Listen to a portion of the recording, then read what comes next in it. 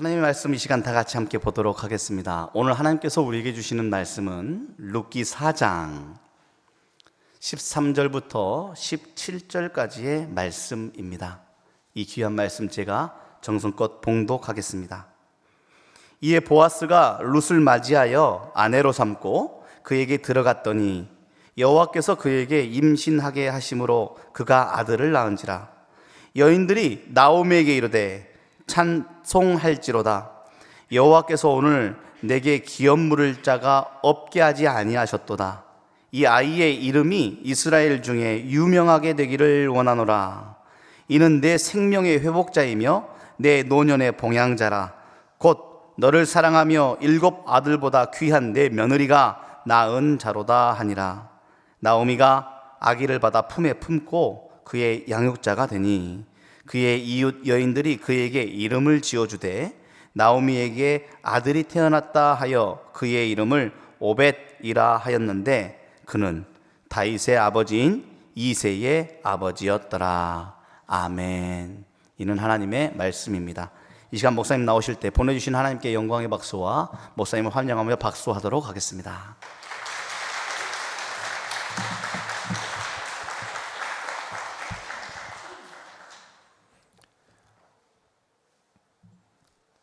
저는 올해로 이민 목회를 시작한 지 10년째를 맞이했습니다.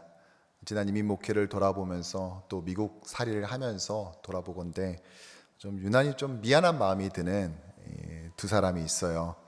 먼저는 저희 가족이에요. 이민 목회 한다고 또 적응하느라고 나름대로 한다고 열심히 하느라 좀 정작 가족은 잘 돌보지 못한 것이 있습니다. 좀 미안한 마음이 있습니다.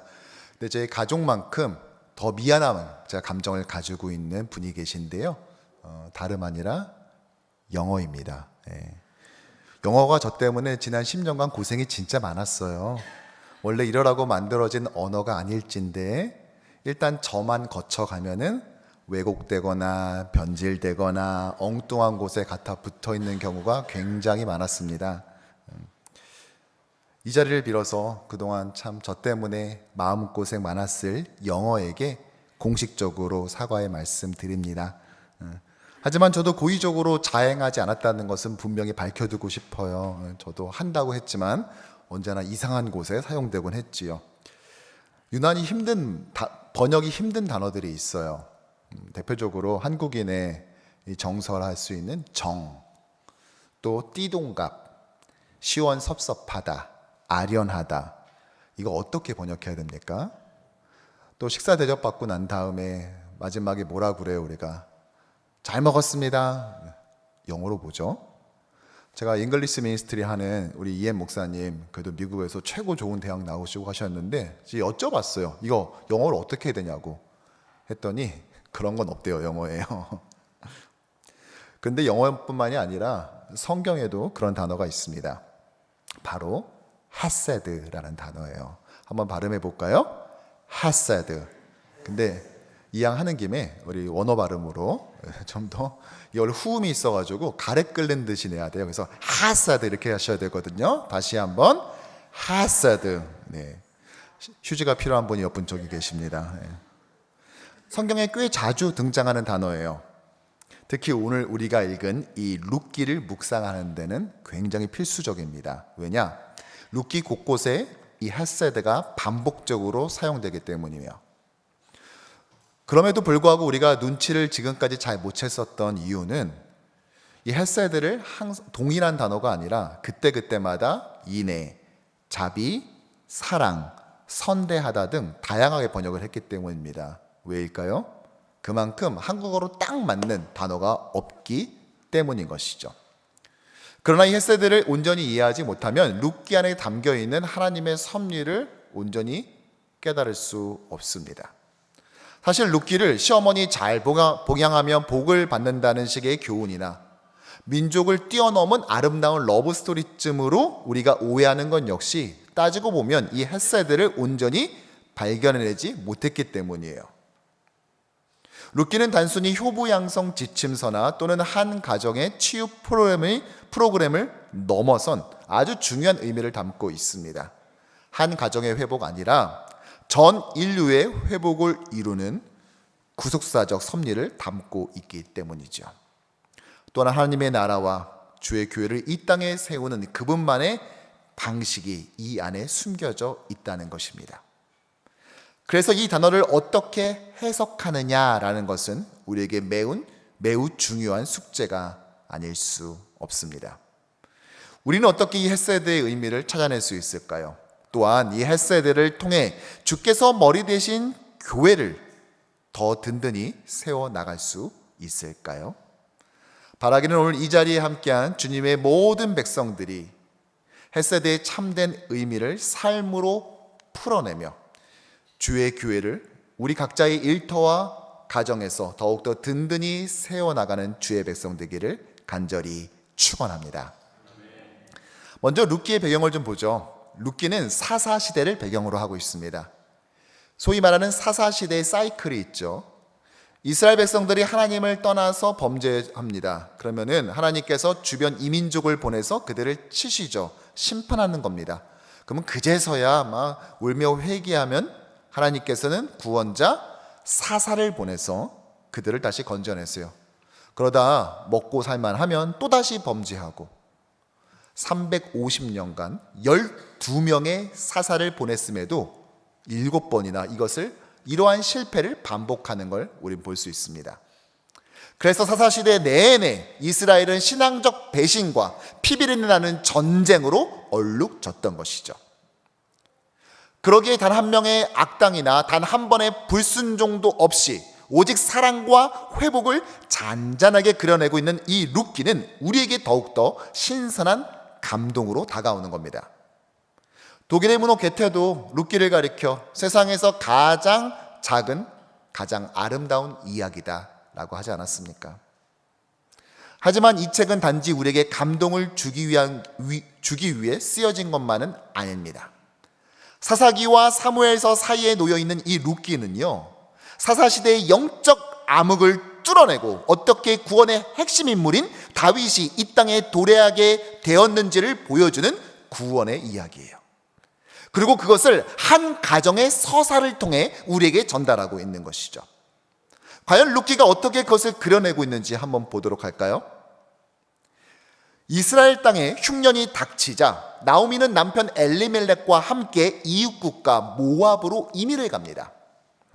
혹시 사업 잘 안 돼서 갔나? 라고 생각하시는 분 계시겠지만 룻기 1장을 보면 내가 풍족하게 나갔더니 라고 한 것으로 보아 일종의 투자 이민으로 보여요.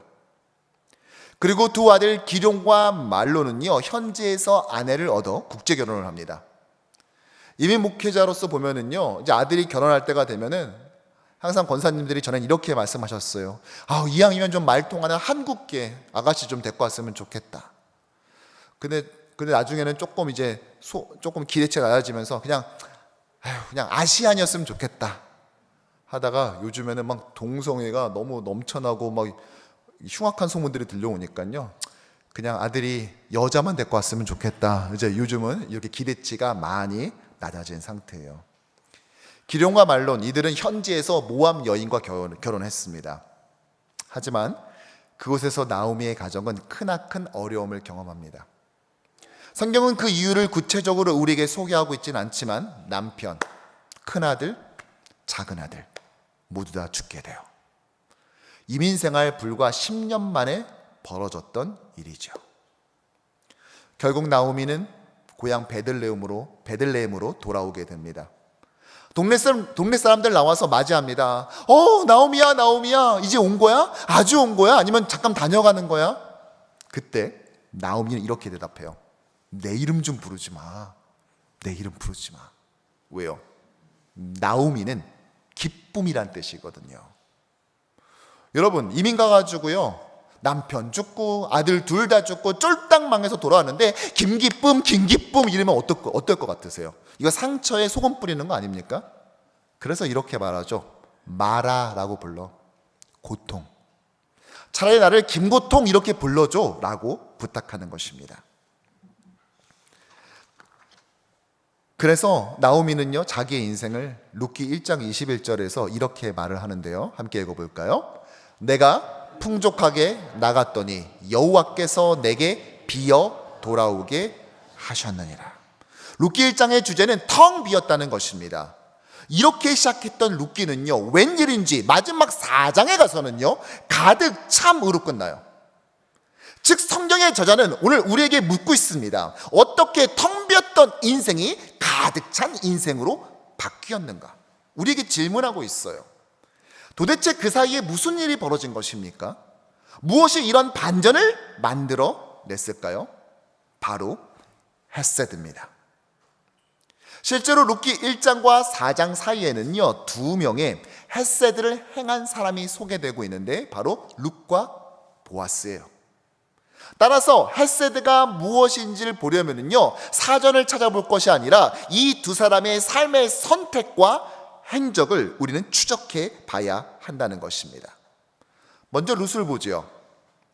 모압에서 남편이 죽자 나오미는 그곳에 더 이상 머물 이유가 없죠. 그래서 고향 베들레헴으로의 여정을 시작합니다. 그때 모압 며느리 룻과 오르바가 함께 나섭니다.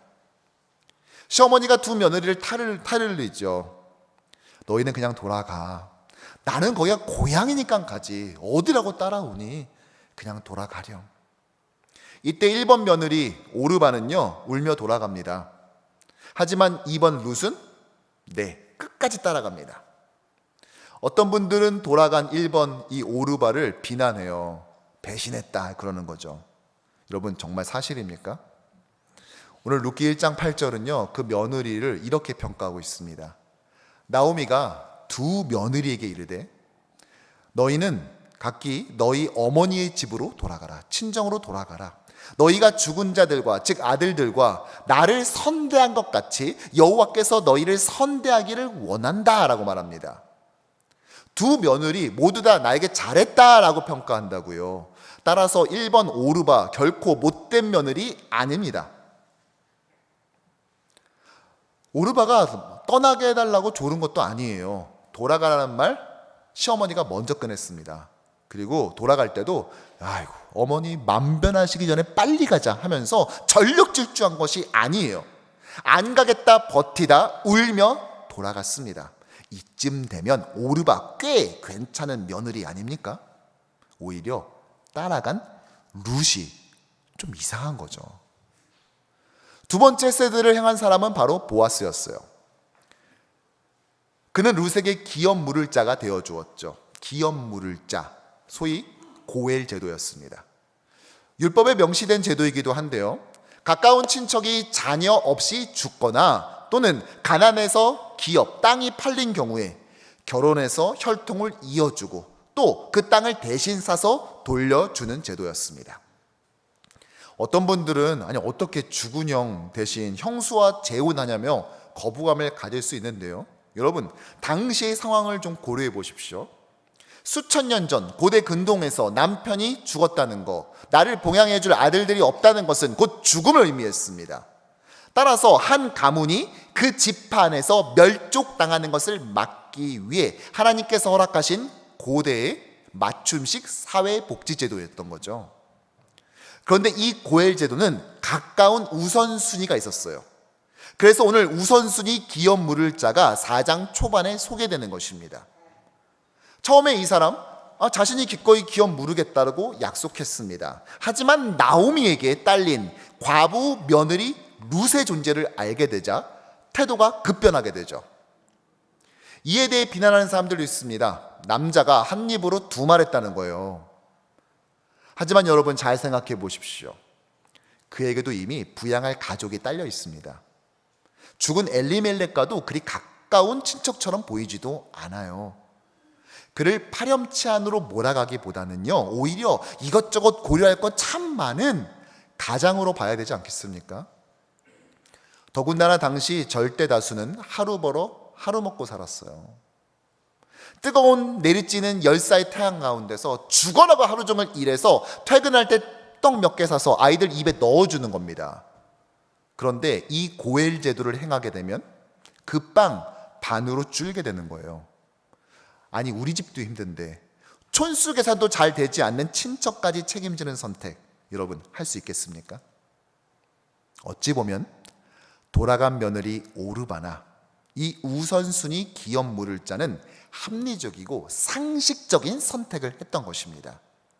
이들이 비난받아야 될 것이 아니라 헤세드를 행하며 끝까지 시어머니를 따라가 봉양하고 또한 친척의 기업 물을 자가 되기로 결정한 이 룻과 보아스가 좀 과도한 겁니다. 그래서요, 저는요, 헤세드를 이렇게 정리해 봤어요. 한번 들어보시죠. 굳이 그렇게 할 필요는 없어요. 그럼에도 굳이 그렇게까지 하는 사랑, 이게 헤세드인 것입니다. 자, 어떻게까지 할 필요 없다고요? 굳이가 아니라 굳이예요. 굳이. 자, 어떻게 할 필요 없다? 굳이 그렇게 할 필요 없어요. 그럼에도 불구하고 굳이 그렇게까지 하는 사랑, 헤세드. 룻과 보아스의 결혼 장면을 오늘 본문은 이렇게 우리에게 소개하죠. 4장 11절을 보면 성문에 있는 모든 백성과 장로들이 이르되 우리가 증인이 되나니. 율법에 의하면 증인은 할례 받은 남자 둘이면 충분합니다. 그런데 어떻다고요? 모든 백성과 모든 장로들이 나와서 서로 증인하겠다고 막 손들고 난리를 칩니다. 그리고 두 사람을 축복하는데요, 쉴 새 없이 삼중 축복, 소위 축복의 융단 폭격을 가하죠. 먼저 첫 번째 축복 11절에 이스라엘의 집을 세울 라엘과 레 두 사람과 같게 하시고, 룻 보고요, 라엘과 레아 같이 되래요. 이 두 사람 누구죠? 한마디로 이스라엘 건국의 어머니입니다. 그런데 그런 칭찬을 지금 모압 이방 여인 룻에게 하고 있는 거예요.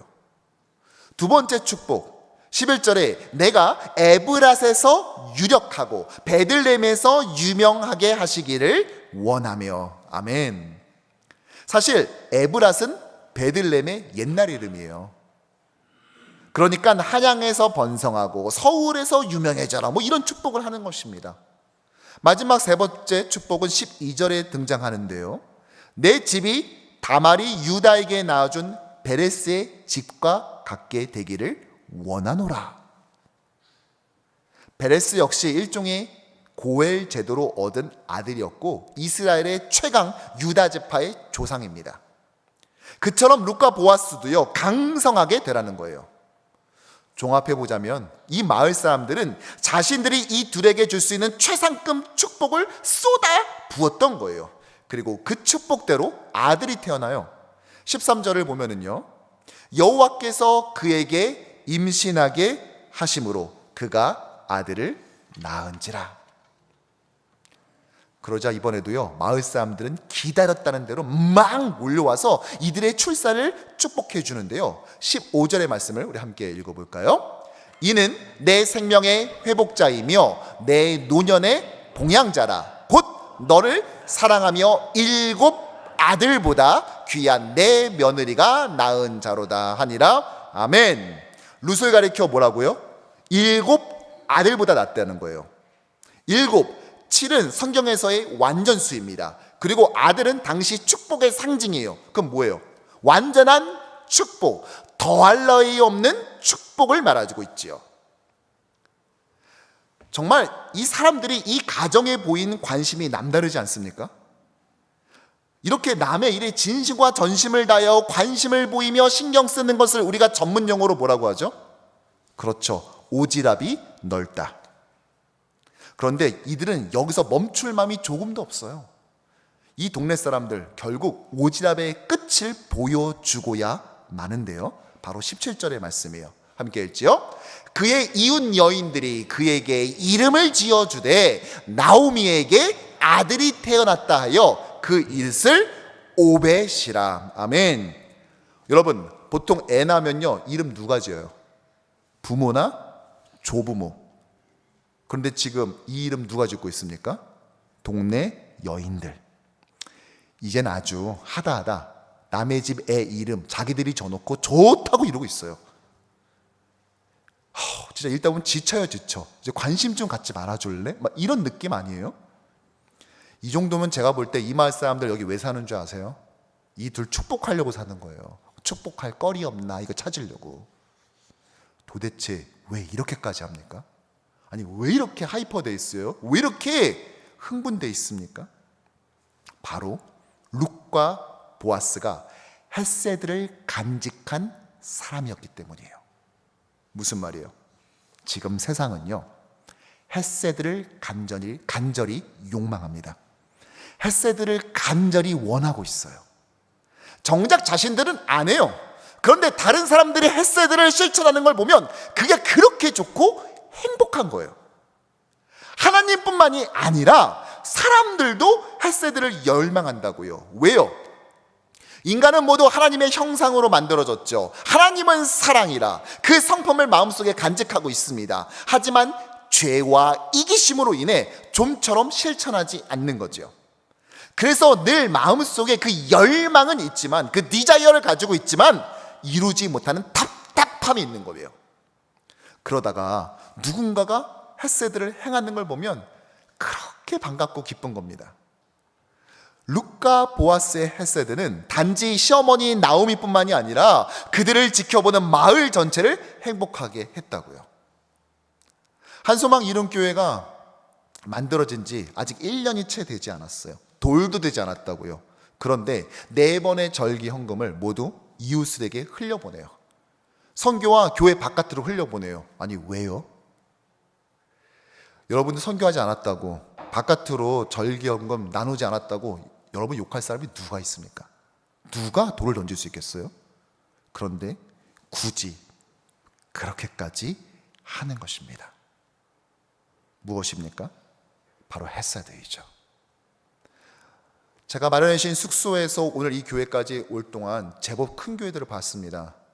미국 이민교회를 하는 사람 입장에서도 와 할 만한 교회들이 몇 개 보이더군요. 그런데 여러분 여기 왜 와 계시는 거예요? 아니 다니시던 대형교회 잘 다니시지 왜 개척하는 그 미지수와 변수에 여러분들의 인생을 거셨습니까? 여러분들은 그렇다 칩시다. 그럼 여러분들의 자녀는요? 완벽하게 갖춰진 주일학교 왜 내버려 두고, 여러분 왜 주일학교가 만들어질지 없을지도 모르는 교회, 여러분들 왜 여러분들의 자녀까지 다 인생 걸어가면서 이곳에 와 있죠? 이 선택을 가리켜 뭐라고 말하죠? 헤세드. 굳이 그렇게까지 하는 사랑, 그 선택. 하나님은 그 위에 기름 부사 자신의 구원 역사를 만들어 가시는 거예요.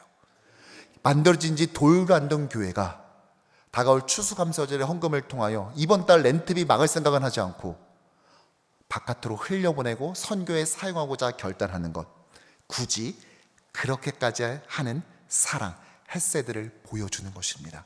많은 사람들이 그런 교회를 찾았어요. 그래서 굳이 여기까지 오늘 이 자리에 와 앉아 계시는 것입니다. 그런데 룻기는 여기서 끝내질 않아요. 의미심장한 단락 하나를 우리에게 던져줍니다. 바로 이겁니다. 제가 읽어드리죠. 베레스의 계보는 이러하니라. 베레스는 헤스론을 낳고, 헤스론은 람을 낳고, 람은 암미나답을 낳고, 암미나답은 나손을 낳고, 나손은 살몬을 낳고, 살몬은 보아스를 낳고, 보아스는 오벳을 낳고, 오벳은 이새를 낳고, 이새는 다윗을 낳았더라. 아멘. 이 족보는 베레스부터 다윗까지 무려 10명의 사람들이 등장하는 족보예요. 무려 5절이나 있죠. 그거를 지금 주일 오전 11시 50분에 제가 읽고 있었어요. 여러분 이거는요, 목사가 이런 족보를 이 시간에 읽고 있다, 이것은 거의 테러 행위입니다. 여러분들, 여러분 이 족보 손으로 가려보십시오. 본문 흐름에 아무 지장 없습니다. 아니 오히려 더 좋아요. 깔끔하게 끝나요.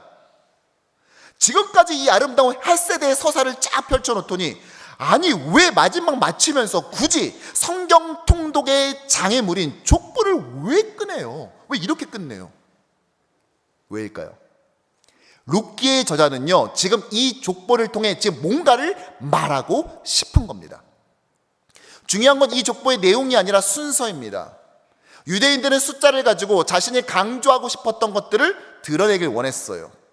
아까도 잠시 언급했듯이 소위 완전수라는 것이 있죠. 오늘 본문에서 7과 10이 그것이 도드라지게 드러나고 있습니다. 근데 이게 약간 결이 달라요. 먼저 7은요, 하나님의 7일 동안의 창조, 요셉의 7년 대풍년, 대흉년 등 하나님의 일하심의 완전함을 뜻하는 수입니다. 그리고 10은요, 결핍, 부족함이 없이 가득 찬 거예요. 여러분 손가락 몇 개예요? 발가락 몇 개예요? 제가 저희 딸 어렸을 때요, 너무 이쁜데 교회를 가야 되는 거예요. 그래서 아까워서 제인아 아빠 손가락 하나만 주면 안 돼? 아빠 제인이 보고 싶을 때마다 손가락 이렇게 만지작거리게 아빠 손가락 하나만 잘라주면 안 돼? 너 9개나 더 있잖아. 나 아빠 하나만 줘라. 그러면 죽어도 안 된대요. 여러분 왜 안 돼요? 9개나 아직 남았는데. 가득 차 있는 상태. 열은 그런 숫자예요. 만수예요. 자, 오늘 족보를 다시 한번 들여다볼까요?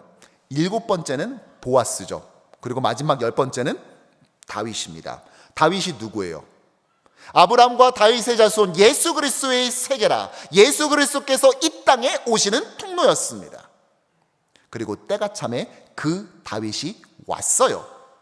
10번째 가득 참 완전함이 이루어진 것이죠. 그런데 그 다윗 어떻게 왔습니까?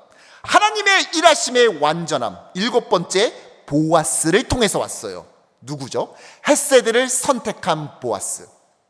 즉 룻기는 하나님 나라가, 주의 교회가 이 땅에 어떻게 세워지는지를 보여주고 있습니다. 어떻게 세워집니까? 헷세드를 선택한 사람을 통해 세워집니다. 사실 룻기는 어떠한 기적이나 이적 없습니다. 능력의 선지자 등장하지 않아요. 심지어 하나님의 직접적인 말씀 한 절도 안 나옵니다. 하지만 하나님은 전체 85절 중에 절반을 차지하는 사람과 사람과의 대화를 통해, 그리고 그 안에서 헷세드를 선택하고 간직한 사람들의 인생의 선택을 통해 거기 그렇게 거하고 계십니다. 즉 기적이 아니라 일상 가운데 임하신 하나님을 보여주고 있는 것이죠. 결국 룻기의 주제는 이렇게 정리할 수 있습니다. 하나님은 자신의 삶에서 묵묵히 헷세드를 행하는 사람을 통해 오늘도 자신의 구원 역사를 써나가고 계신다. 저는 그래서 룻기가 참 좋습니다. 룻과 보아스는 사사도 아니었고 당시 유명 인물도 아니었습니다. 당시 사람들, 사사시대 사람들, 아니 그런 사람들이 살았었어? 다 이럴 거예요. 그럼에도 하나님은 보잘것없는 평범하기 그지없지만 자기의 삶에서 헷세드를 선택한 여러분들을 통해 하나님의 나라와 주의 교회를 세워 나가십니다. 사실 하나님이 먼저 그러셨죠. 우리가 아직 죄인 되었을 때 뭐가 아쉬워서 우리를 굳이 구원해 내야 합니까? 심지어 그거 하기 위해서 무엇까지 하셨죠? 자기 아들을 십자가에 매달았어요. 아니 여러분, 세상에 누가 양자 얻겠다고 자기 친자를 잡아 죽입니까? 그런데 하나님은 그렇게까지 하셨다고요. 바로 헷세드죠. 그리고 하나님은 그렇게 헷세드를 통해 구원받은 한 명 한 명을 불러서 만든 공동체가 있는데 그것이 무엇입니까? 바로 교회입니다. 따라서 교회는 헷세드의 결정체예요. 저 역시 어렸을 때부터 그것을 경험했습니다. 1997년 제가 신학생이었을 때 당시 집중호우가 내린 적이 있었어요. 저희 아버님도 목사님이었거든요. 월요일 아침에 돼서 3층 저희 아파트에서 내려다 보니까요, 차가 지붕만 남았어요.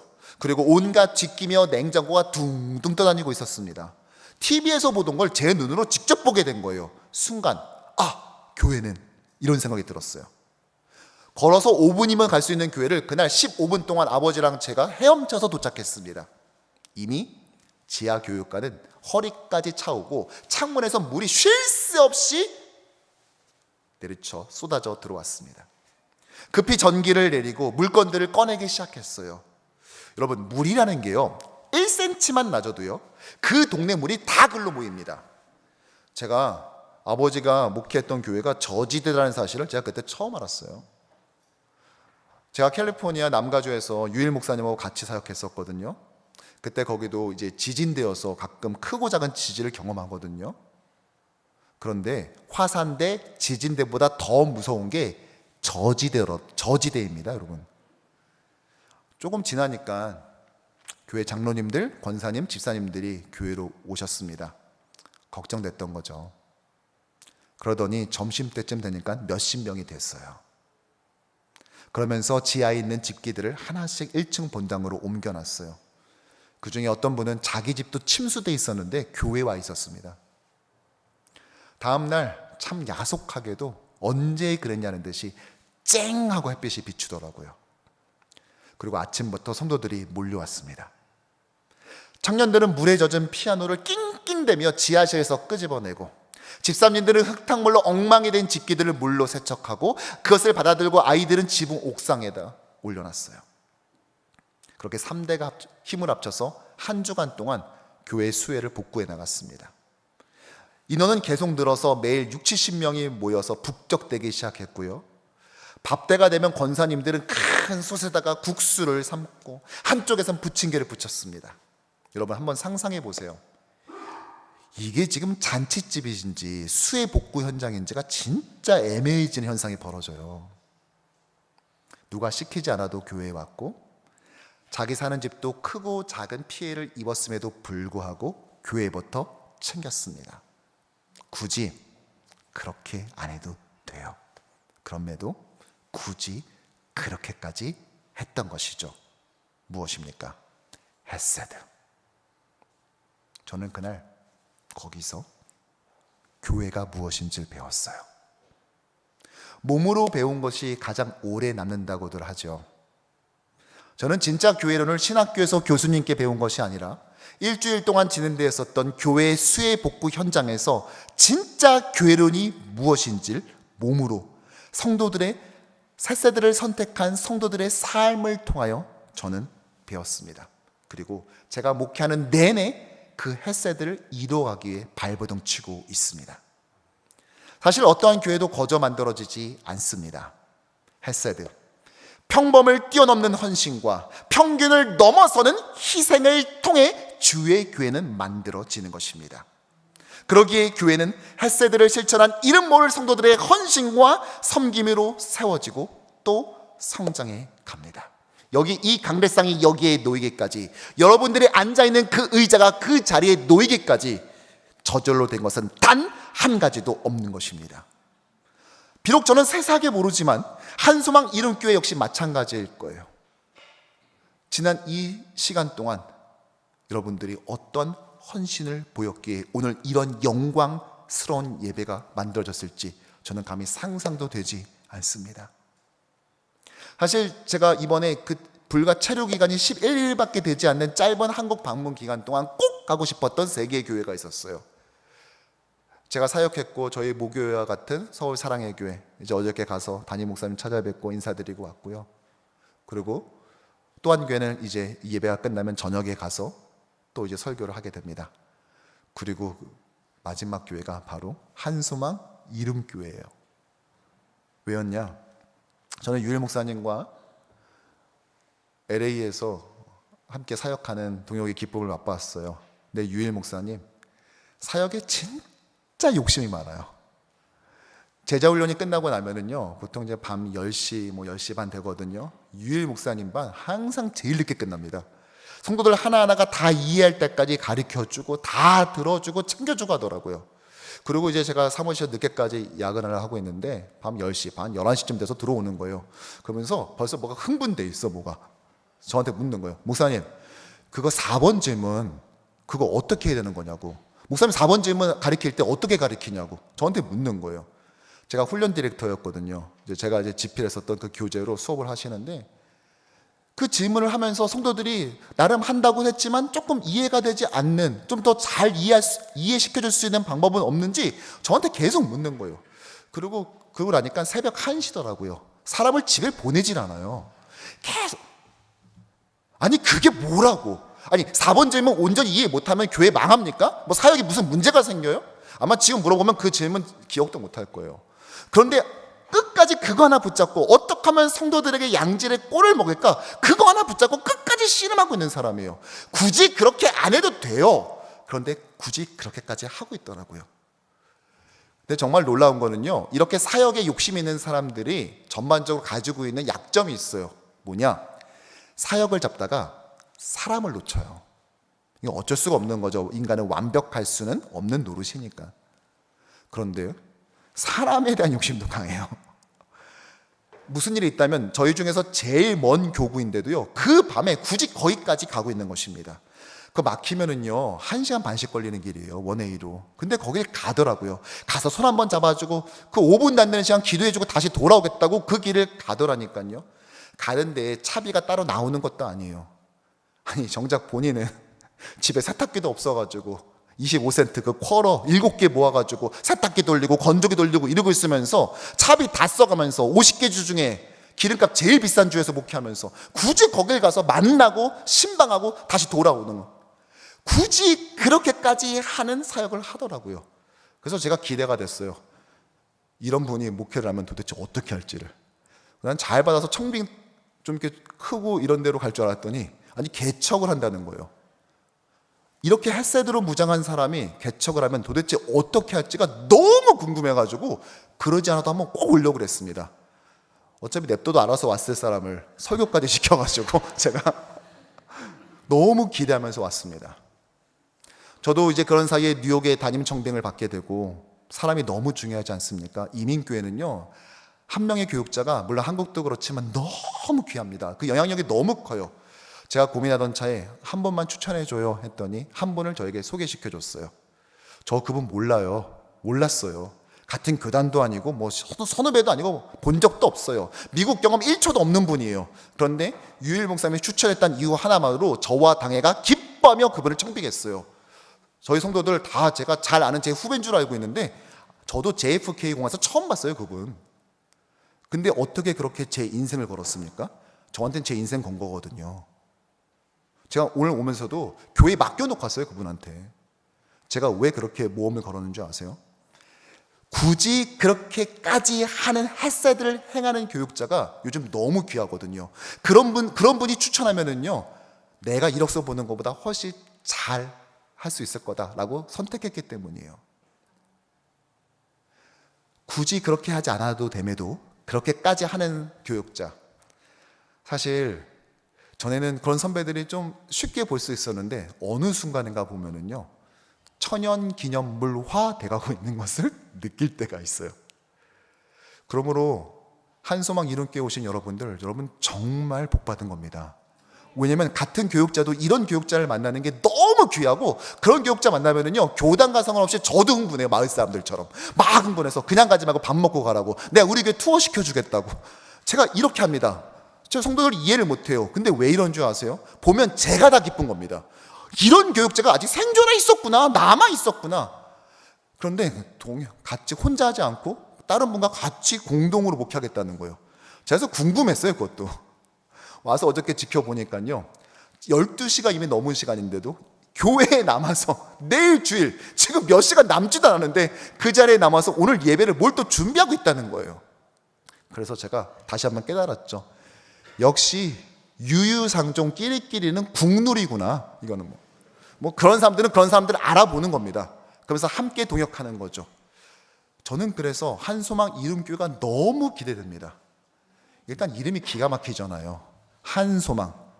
베드로 전서에 보면은 예수가 산소망, 엘피다 조산된다고 했는데 한소망을 심지어 그걸 품고 있어도 대단한데 그걸 또 이룬대요. 이야, 어떻게 또 이름도 이렇게 졌는지. 근데 어떻게 이루어지는 줄 아세요? 햇새들을 행하는 사람을 통해 하나님께서는 오늘도 그 구원의 역사를, 하나님의 놀라운 구원의 서사를 이루어 가신다는 것입니다. 여러분들은 바로 그 자리에 초청받으신 거예요. 사람들은 몰라줄 수 있어요, 사랑하는 성도 여러분. 하지만 하나님께서는 오늘도 이렇게 자기의 자리에서 묵묵히 햇새들을 실천하는 자를 통해 역사를 완성해 가십니다. 당장은 이 헌신 아무것도 아닌 것처럼 보이지만 하나님께서는 그들을 통해 구원 역사를 써나가세요. 합리성으로 무정한 사람이 아니라 햇새들을 선택하고 간직한 사람들을 통해 역사하시기 때문이죠. 그러므로 전 여러분들께 이렇게 말씀드리고 싶어요. 그동안 참 고생하셨습니다. 참 수고 많으셨어요.